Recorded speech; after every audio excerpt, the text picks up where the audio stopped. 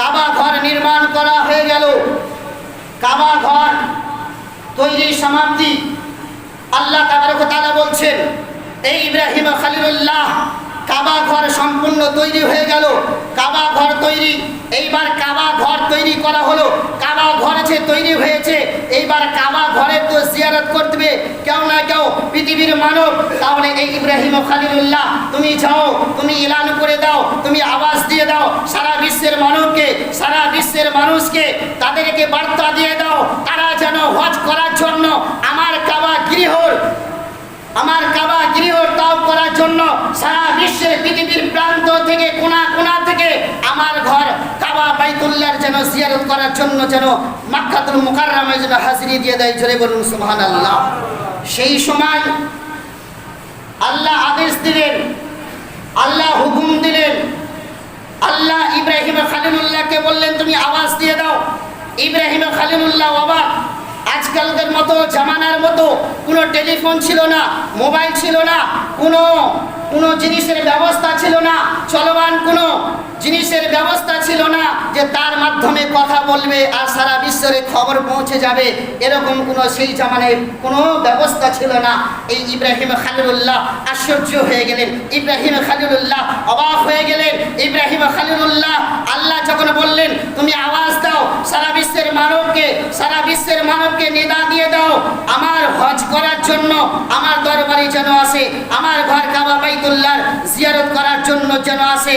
তো এইবার ইব্রাহিম খলিলুল্লাহ আল্লাহকে বলছেন, আল্লাহ আমি কি করে আমার আওয়াজ সারা বিশ্বের কোনায় কোনায় কি করে আমার আওয়াজ পৌঁছবে? তো ইব্রাহিম খলিলুল্লাহ যখন এই প্রশ্নখানে আল্লাহকে বললেন, এই আল্লাহ আমার মুখের আওয়াজ সারা বিশ্বের কোনায় কোনায় পৌঁছানো সম্ভব নয়। তো আল্লাহ বলছেন, ইন্নাল্লাহ আলা কুল্লি শাইইন কাদির, আমি আল্লাহ প্রত্যেকটা জিনিসের উপর কাদির রয়েছি। এই ইব্রাহিম খলিলুল্লাহ তোমার অবাক হওয়ার কোনো জিনিস নয়, তোমার অবাক হওয়ার কোনো কারণ নেই। আমি আল্লাহ, আমি সব কিছুই করতে পারি। এই ইব্রাহিম খলিলুল্লাহ আওয়াজ দেওয়ার কাম তোমার, আর ওই আওয়াজটা পৃথিবীর মানুষের কানের মধ্যে কর্ণের মধ্যে পৌঁছে দেওয়ার হিকমত হচ্ছে আমি আল্লাহ। আমার জোরে বলুন সুবহানাল্লাহ। ইব্রাহিম খলিলুল্লাহকে বললেন শুধু তোমার আওয়াজ দেওয়ার কাজ, তুমি শুধু আওয়াজ দেবে আর এই আওয়াজটা প্রত্যেকটা মানুষের কর্ণের মধ্যে পৌঁছে দেওয়ার আমার হুকুম। আমি আল্লাহ, আমি প্রত্যেকটা মানুষের কানে পৌঁছে দেব।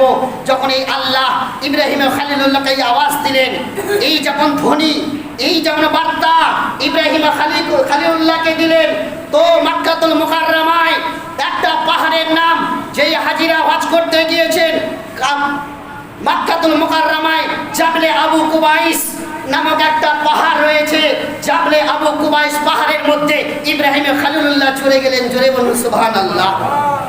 জাবলে আবু কুবাইসের পাহাড়ের মধ্যে ইব্রাহিম খলিলুল্লাহ চাপলেন, আর ইব্রাহিম খলিলুল্লাহ বললেন আযিন ফিন নাসি বিল হজ। আল্লাহর অর্ডারকে পৌঁছে দেওয়ার জন্য জাবলে আবু কুবাইসের পাহাড়ের মধ্যে উঠে ইব্রাহিম খলিলুল্লাহ বলছেন ওয়াযিন ফিন নাসি বিল হজ, এই সারা বিশ্বের লোকেরা তোমরা হজ করার জন্য কাবা বাইতুল্লাহ চলে আসো। এই আওয়াজ কানা যখন ইব্রাহিম খলিলুল্লাহ দেওয়া, যারা মায়ের গর্ভের মধ্যে ছিল, যারা প্রত্যেকটা পুরুষের রেড় কি হাড্ডি মে, অর্থাৎ মানুষের পুরুষদের পিছনে একটা হাড্ডি রয়েছে, যেই হাড্ডি থেকে মিলামেশা করার সময় যে বিচ্ছুখানা নির্গত হয়, সেই হাড্ডিটার নাম হলো রেড় কি হাড্ডি। ওই হাড়ের মধ্যে বিচ্ছু ছিল, ওই হাড়ের মধ্যে যত সন্তান সন্ততি ওই হাড়ের মধ্যে ছিল এবং মায়ের গর্ভের মধ্যে ছিল। যখন ইব্রাহিম খলিলুল্লাহ বললেন ওয়াযিন ফিন নাসি বিল হজ, তো প্রত্যেকটা আসমান হতে জমিন পর্যন্ত, দক্ষিণ হতে উত্তর পর্যন্ত, পশ্চিম হতে পূরব পর্যন্ত সারা বিশ্বের কোনায় কোনায় এই আওয়াজের ধ্বনিটা আল্লাহ তাবারক তাআলা প্রত্যেকটা মানুষের কানের মধ্যে যখন পৌঁছে গেল, আর ইব্রাহিম খলিলুল্লাহ যখন ডাক দিলেন, ওই ডাকের সারায় যারা বলেছিল লাব্বাইক, যারা বলেছিল লাব্বাইক, ইব্রাহিম খলিলুল্লাহ ডাকে সাড়া দিয়ে লাব্বাইক বলে আমি উপস্থিত রয়েছি, আমি হাজির রয়েছি, এই বলে যারা লাব্বাইকের ডাকে সাড়া দিয়েছিলেন আজ পর্যন্ত পৃথিবীর মানুষ তারাই হজ করতে যাবে।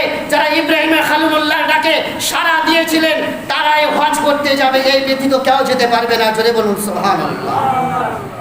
তো ইব্রাহিম খলিলুল্লাহর ডাকে যারা সাড়া দিয়েছে, ইব্রাহিম খলিলুল্লাহর ডাকে যারা লাব্বাইক যতবার যায়, যেখানে যে অবস্থায় থেকে ইব্রাহিম খলিলুল্লাহর ডাকে সাড়া দিয়ে লাব্বাইক বলেছে, তাদের নসিবে আল্লাহ হজ রেখেছেন। জোরে বলুন সুবহানাল্লাহ। তাই তো আল্লাহর কাছে দোয়া করি, তাই তো কবি বলছেন यकीन है हाजिरी होगी हमारी भी मदीने में, यकीन है हाजिरी होगी हमारे भी मदीने में, हमें भी एक ना एक दिन सरवारे दो आलम बुलाएंगे। जोर से कहिए सुभान अल्लाह।